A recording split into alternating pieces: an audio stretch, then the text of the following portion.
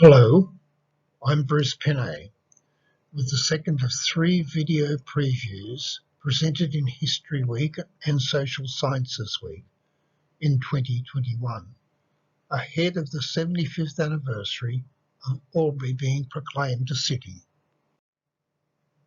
This preview looks to how and why Albury became a city in 1946-47. There were week-long celebrations to mark Albury's crossing the threshold to cityhood. There were similar celebrations in 1996 to mark the 50th anniversary of the proclamation. A time capsule was prepared and buried, celebrating the city's successes. I want here to recast that progress story in a wider context, explain how Albury developed as a regional city as part of national and state reconstruction planning, as well as local planning, after the Second World War. Albury was one of 9 new cities proclaimed in 1945 and 1946, doubling the number of pre-war cities: Sydney, Parramatta, Greater Newcastle, Broken Hill, and a close circle of large country town cathedral cities at Grafton, Armidale, Bathurst, and Goulburn.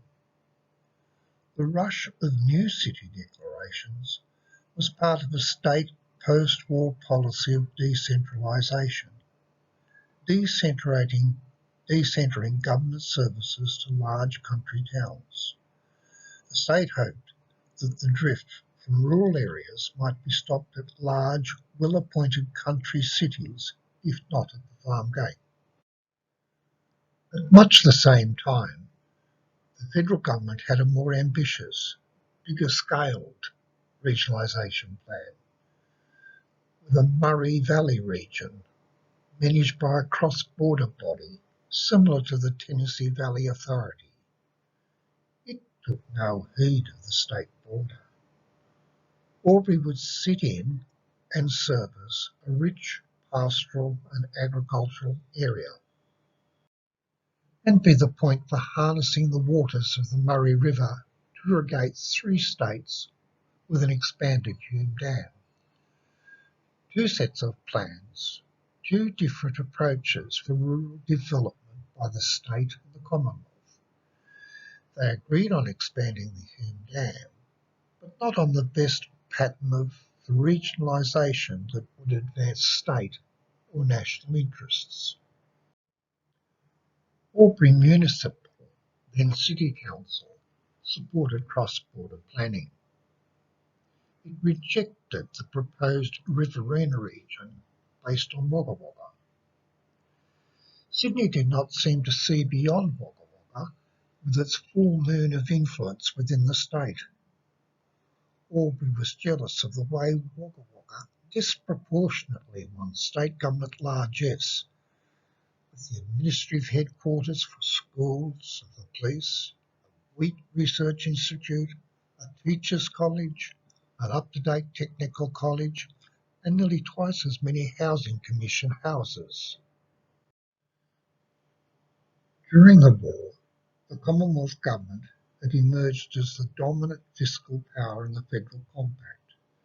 As early as 1943, while the war was still being fought, it had established a post-war reconstruction ministry to investigate and try to improve rural development, the economy, and housing.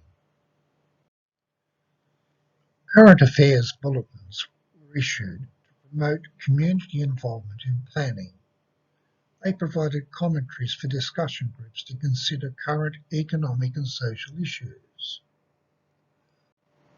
Several dealt with Albury district concerns after the war. There was to be a cultural as well as an economic renaissance after the war. Albury showed interest in this new, fuller life. The newly formed Arts Council in Albury organised concerts, lectures and touring art exhibitions.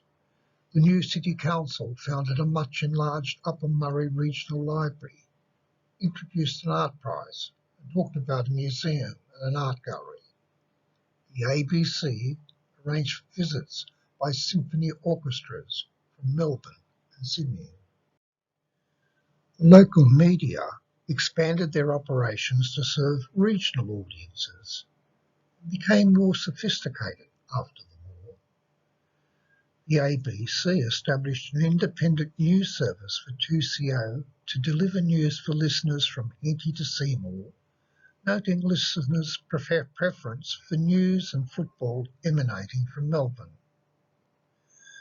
The Border Mail installed a new press, which allowed it to expand each issue to as many as 96 pages.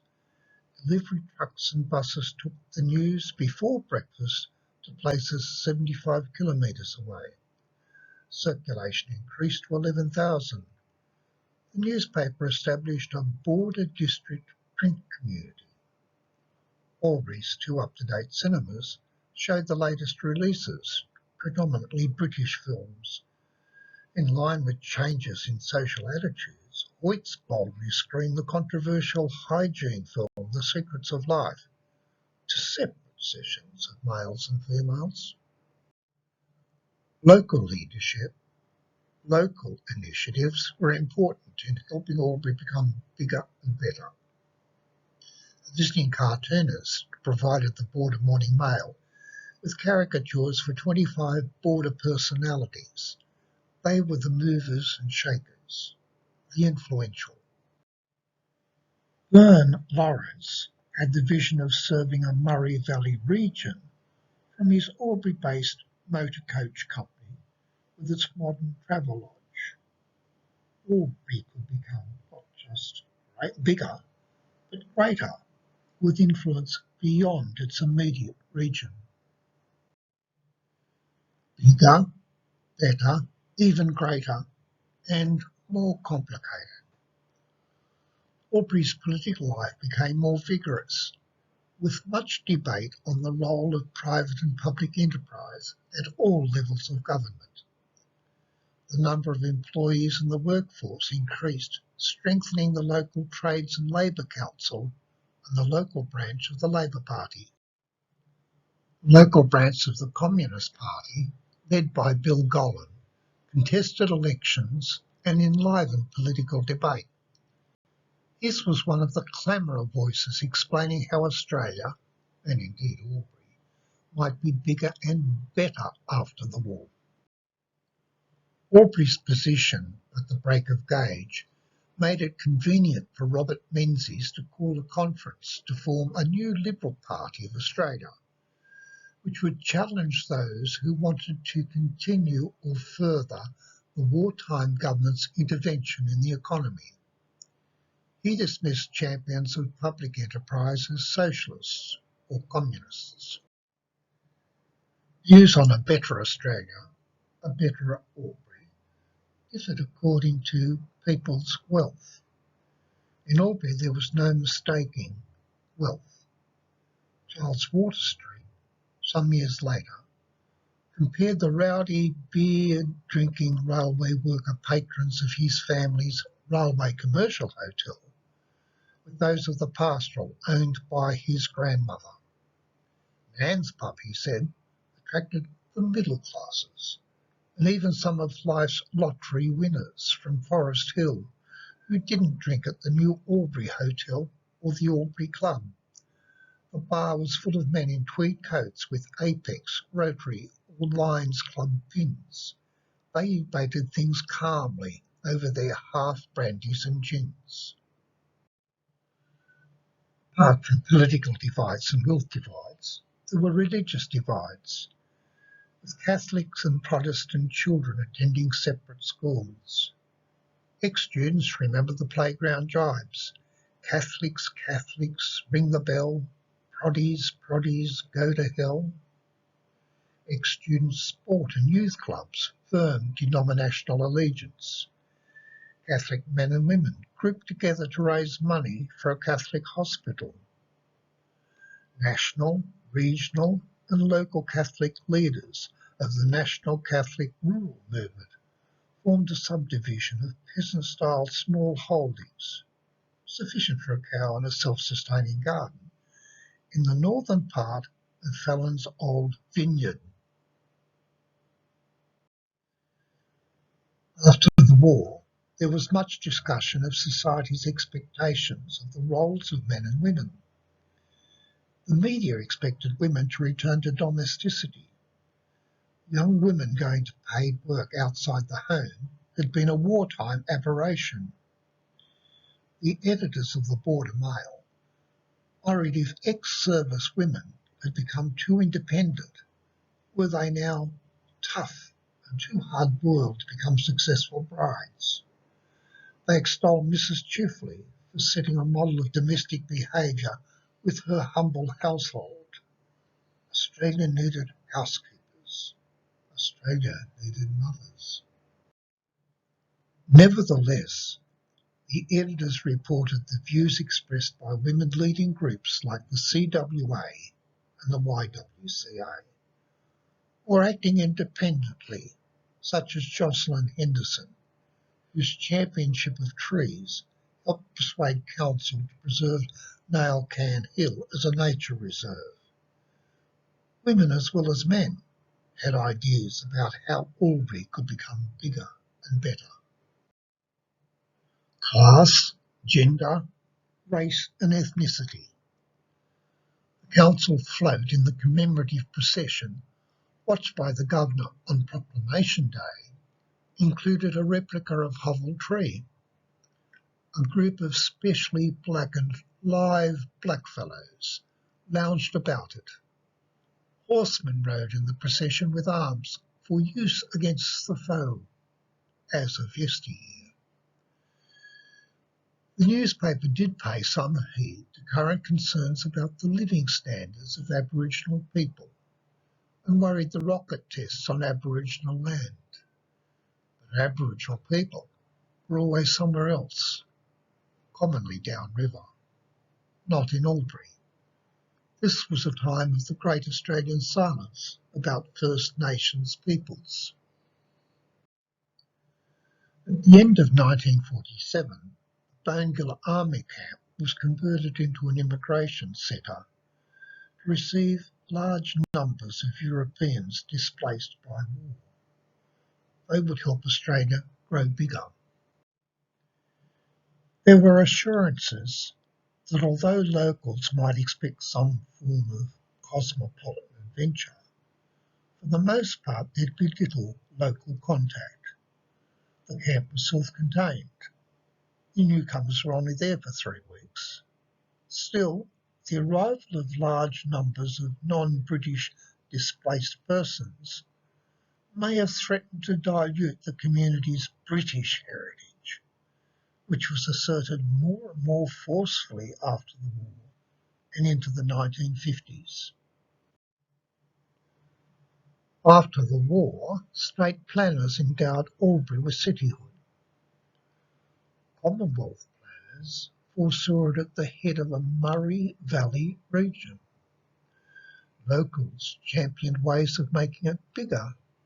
They did not always agree on ways of making it better. Ideas about what might be better after 6 years of war were complicated by basic social divisions. It is the young town engineer, Jack Sarvis, who best explains how the new regional city of Albury was growing from the ground up. Sarvis had been required to visit and count Albury's housing stock for a wartime report in 1941. In 1943, he was called again to report on the town's priorities for developments after the war. He listed projects costing nearly £500,000, of which a third, he thought, should be spent on cultural amenities. Local government was being asked to look beyond its preoccupation with streets and gutters to help civilise the community. Both these exercises sharpened Sarvis's interest in town planning. He became an enthusiast and a publicist, trying to win community interest with exhibitions and visiting speakers. He advanced plans for a bold new civic centre with an up-to-date library, museum, art gallery, community halls, facilities for adult education, for youth and the very young. Sarvis was one of the first town engineers to undertake town planning studies. His thesis required him to observe closely, to detect broad patterns, and to imagine what might be. At one level of generality, he found the city was comprised of a cluster of neighbourhoods, each with its own needs and character. There was a shortage of building materials. Sarvis counted 124 temporary dwellings in 1949. He was pleased when council ceased to give approval for any more, although that prohibition meant more people moved into Lavington or Wodonga, where temporary dwellings were tolerated. Happy Valley, north-east of the cultivated Albury golf course, had grown from the rag and bag huts of the Depression era, but had no roads, water or electricity. Progress in progressive Albury was uneven. With a set of 164 aerial photographs specially taken for town planning purposes in May 1949, Sarvis could track on the ground developments along the highway into Albury from a busy and busier Union Bridge, bringing on his count more and more semi-trailers into Dean Street. And out of Albury by the newly settled urban farmlands to the north. Here were the first 50 Housing Commission houses. Sarvis noted the opposition to them being built in Vibro. He also noted the raw new city subdivisions where developers left the provision of electricity, water, roads and footpaths to the council. He traced developments near the railway, which was a major industrial hub, receiving and distributing huge quantities of wool, wheat and other produce. The central argument of his thesis was that Albury had developed as a thoroughfare town, a transport hub serving a rich rural district. Road, rail and river were the three R's of regional development. Sarvis had assumed authority to manage the flow of the river through the town. After the Hume Dam was built, it inserted timber groins to stop the river being diverted down Wodonga Creek, and another set of groins to help form a sandy beach for the well-cultivated Noriel Park. He built levee banks to keep the water out of South Albury. He worried about riverside dwellings, people living permanently in tents in Noriel Park, and in rough shacks in West Albury beyond the Olympic pool that he'd completed in 1941. If Sarvis had had access to Trove, he might well have counted phrases and words as well as trucks, houses, tents, shacks. He would have found in the Border Morning Mail greater and greater interest in Albury and Wodonga and in Lavington. Albury was no longer a walking town. Its economic and social life was becoming more and more entangled with that of its immediate neighbours. Albury, Lavington and Wodonga would grow bigger and better if they collaborated. His thesis made that point. Almost 2 years into a international pandemic crisis, I want to nudge public memory to see that during and after a similar disrupting crisis, that of the Second World War, planners looked closely and critically at their present to imagine a better future. Times of crisis are times of opportunity, which leads to the next preview.